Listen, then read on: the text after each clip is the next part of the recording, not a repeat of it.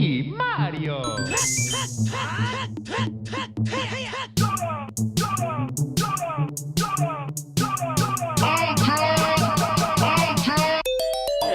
so when we talk about digital rights management, is what everyone's in disarray about. What is digital rights management? that's what I want to know. For everybody out there, what is digital rights management? Simply put, digital rights management is the people who develop the games, the people who develop the movies, they still have the power of the digital media that's on the physical copy of the disc to still be able to make a sale off of it. Instead of the initial sale, they still have some power after that initial sale. Basically, they have right over the software of whatever you own. And so it's important because it helps people get paid. It's money we're talking about, and so it gets tied into DRM gets tied into used game sales, sharing stuff, because in order for we'll compare it to music. Perfect example. Perfect example. When music is made, it goes onto the disc. But that artist gets paid, gets part of the money. Now we already know how the industry is set up. So it's the same way in video games. You have developers, you have record labels, you have artists, you have programmers. It's all about who's getting paid what money. Yep. And then when you share that the digital part of it, like radios, they have to pay the developers or the record companies to play that song on the radio. Hence, Xbox Live, PlayStation Network, they get the games, they have them digitalized, you can buy them online, they're still getting paid, and they're giving the artist paid. Just like if you were to go to Apple, download your music, everyone gets a paid cut. You download it online from Xbox Live Arcade or PlayStation Network, everybody gets paid. Yep. And now what they're trying to do, especially with digital rights, instead of us just physically giving the game to somebody else where they just lose a sale right there, they're saying, hey, you gave this game to somebody else to play, they need to pay for it as well. Pause. You buy a CD, you burn it, you download it on your computer, you take that same CD, you give it to your friend. Now your friend has a free copy of Bruno Mars, and they just download it on their computer and play. Now, the developers and the artists say, whoa, hold on. We only got paid for the first time. We didn't get any money from him. That's not my Where's fault. our money? Where's the programmer's money? And so what they're trying to do is put a cap on it, where once I see, oh, he's got this game, but he didn't pay for it, here's a small fee to play the game. Hence, if you get a DVD and you try to burn your DVD, it won't let you burn. No, because it says this material is copywritten protected. You can't take that DVD and give it to someone else and burn it. Now, they can still take that DVD and play it. Hey, that's fine, but you just can't copy it. And so what the problem with the Xbox and Sony and DRM comes into place is Microsoft would have allowed us to download our games onto their network, onto their cloud. Everyone should know what a cloud is, but the cloud is this magical place where all data is stored. And if you're online, if you're on the internet, you can pull it off. That's basically what the cloud is. So just to hurry up and wrap this up for you guys, this is very important. So Microsoft will allow you to download and digitalize your game. And so now I have my game on my Xbox. I want to give it to my brother. My brother can go online, and without me having to drive to where he is, he could have downloaded my game, played my game. Now, what was supposed to have happened was Microsoft's plan was to allow for 10 of us to share the same CD, same DVD, same game, because it all works the same. Share the same game 10 times. Up to 10 people. Up to 10 people, just once. But now because, and what would have allowed them, it's a domino effect. And so if you don't want to connect your Xbox online every 24 hours, there's no way of Microsoft to regulate how many times you've already passed that game on to someone else. Hence, giving the game away for free. So you checking in online every 24 hours helps them monitor the game sharing. Well, you guys, the fans, the fanboys, whoever you all out there, us, the media, I personally don't like that word, but whoever. We complain. We as an industry complain to Microsoft. Oh my God, that's horrible. Internet connection. We shouldn't have to do that. Well, they take that away.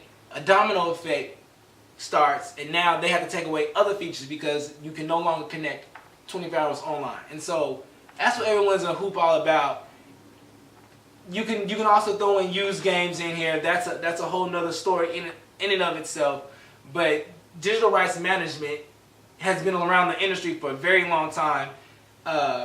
If you ever bought a PC game, those key codes, that's part of DRM. That makes sure that if you take that PC game and give it to someone else before they play online, they have to pay the publisher. They have to pay the developer as well. I can install the game, but it won't work. You can install it, but you But can't get online. But how do you play the game? You have to pay the developer to get a key code to play the game. And how does the developer know that you have a key code? Because you have to be online.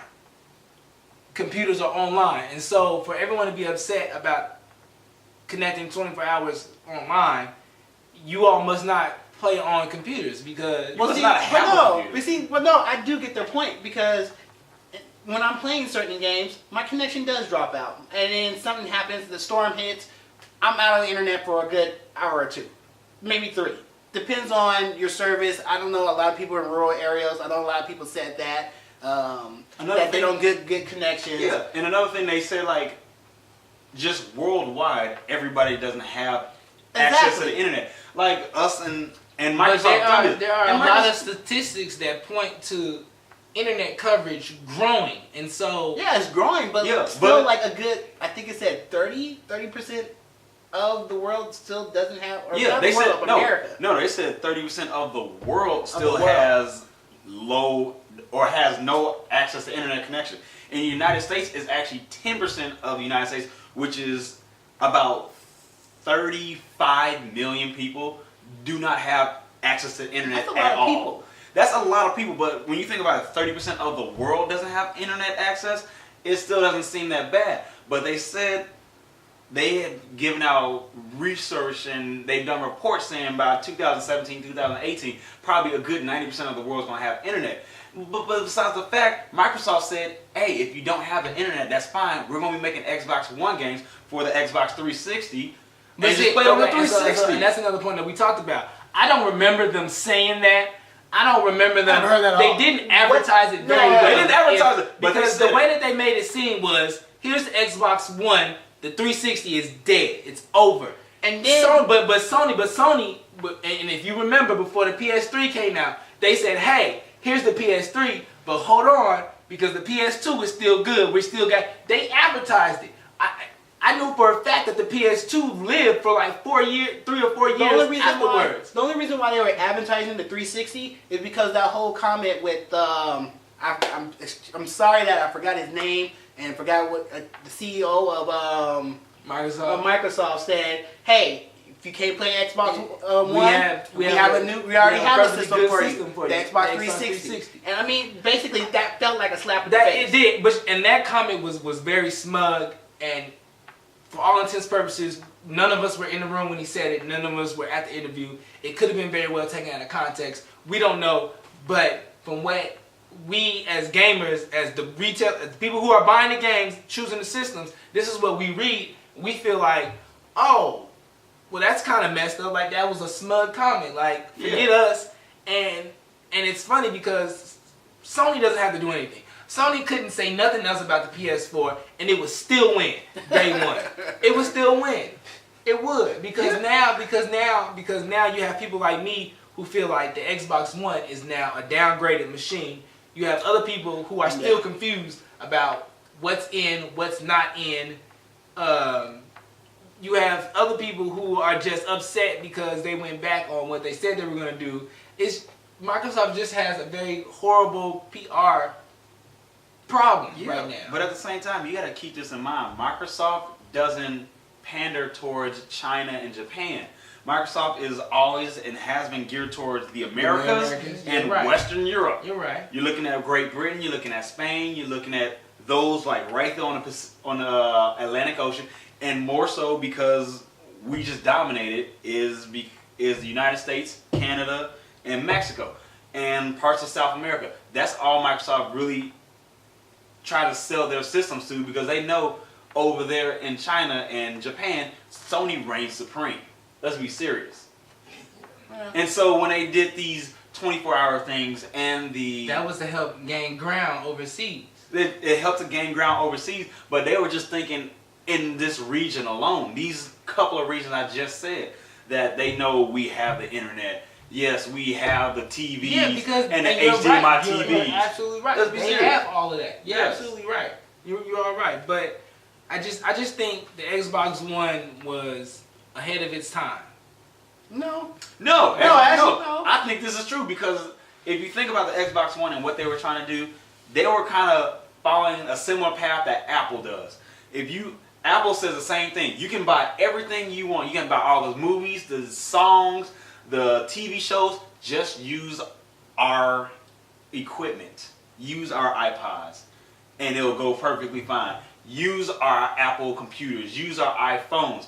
Everything will go fine. Use our Surface. Use our Microsoft. Use our service. Yeah, but and you can throw it all in the cloud and it'll all be set. Microsoft was trying to do the same thing. They just didn't know how to word it. Yeah, but I agree. I don't see that being ahead of the time. ahead of its time, though. I mean, This Xbox One was perfect for this coming years. But it couldn't have been if everyone complained about it. If it was perfect for this time, right here, right now, they got why did greedy everyone complain? because they got greedy because Who like got greedy? Microsoft or we did? Microsoft. Microsoft didn't get greedy. Microsoft was thinking. Microsoft PC has greedy. Steam. Steam does the same thing that Microsoft was going to do. Everybody knows that. Everybody's saying that. Well, I won't say everybody. Some people were saying that. Steam has discounted prices for the same exact game versus physical copy versus digital copy. Yeah. So why couldn't Microsoft do the same thing? Why not offer me a discount for doing digital download? Why not do that? Don't just point Microsoft out for that. Point Sony out for the same thing. Because Day One Digital's on Sony. They still $60. $60. They don't drop to like 3-4 months down the There's line. no- Steam does this around like a month, 2 months after a game comes out. There They needs to be drop an half. incentive for buying games online. There needs to be an incentive for digital downloads. Yeah. And we need bigger hard drives. I'm not. Now I understand that Yeah, they're coming out with what the base is going to be 500 gigabytes now. That how many games do you have in your catalog right now? Right now for your 360 right now. Just off the top of your head. Just 12, 30. How many? 30. I do Really? reviews, How much? dude. I got like how 60 games. How much space do you think you need to save all those games? But we already ran out of space for just Rock Band alone. What are you talking about? We gotta buy a whole hard drive. And that's another problem with digital download. That we need the space to store them. I like having. If I pay for it, I want to be able to access it. I shouldn't have to always download it from the cloud. I think that's what people might be a little leery about with their games. I don't like erasing data. Because think about it.